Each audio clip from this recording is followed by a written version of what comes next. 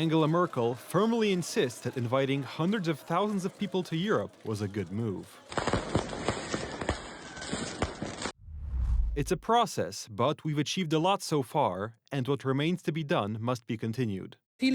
Chancellor Merkel said so in 2015, while opening the doors to Europe. Paradoxically, a simple consequence of opening these borders was the closure of the German-Polish border. The current German chancellor has announced an extension of the border controls introduced in 2023. How is this possible, given that, according to the Schengen agreement, such controls can only be introduced for a maximum of 2 years? The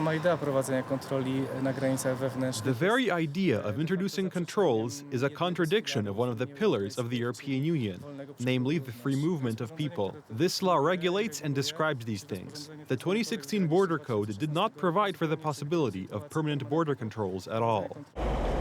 The regulations are so vague that Germany is extending the closure of its borders without hindrance.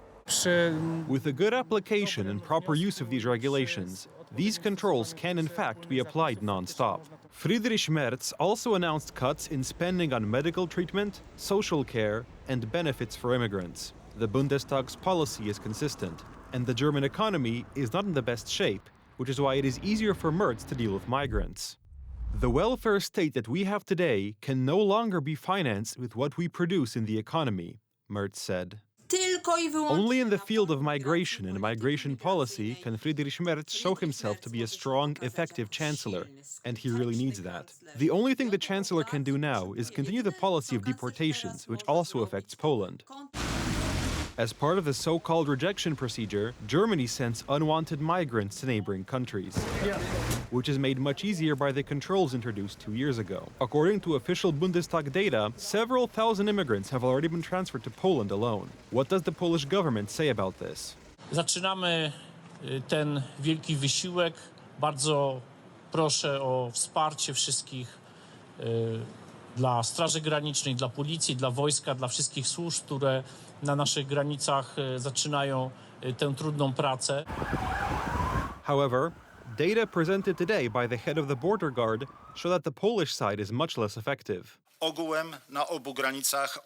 In sum, on both borders, we rejected 343 foreigners. On the border with Germany, 200 people, and on the border with Lithuania, 143 people. This concerns the period from July 7th to August 24th. According to the German police, in the period from July 7th to August 5th, i.e. 3 weeks shorter, Germany rejected 360 people to Poland under the rejection procedure, about 3 times more. Between July 7th and August 5th, German police deported 360 people to Poland under the rejection procedure. The participants of citizen patrols, including the border defense movement, know very well why the results of Polish checks are what they are. Volunteers from the border defense movement and ordinary citizens report that Polish border controls are very selective, even fictitious. This is very disturbing. The effectiveness of these checks may not be spectacular, but the very fact that such checks are in place and that citizen patrols are active certainly hinders German ambitions to solve their migrant problem. But is this enough? The only effective response to the current situation in Europe, i.e. the excess of illegal immigrants who are coming to us, is simply effective deportations of migrants to their countries of origin, which in Europe amounted to 16%. The governments of Germany, Poland, and most Western countries, where political correctness and wishful thinking prevail, claim that the increase in the number of immigrants is not related to the increase in crime and welfare spending, and do not want to admit that mass deportations are the only solution to mass immigration.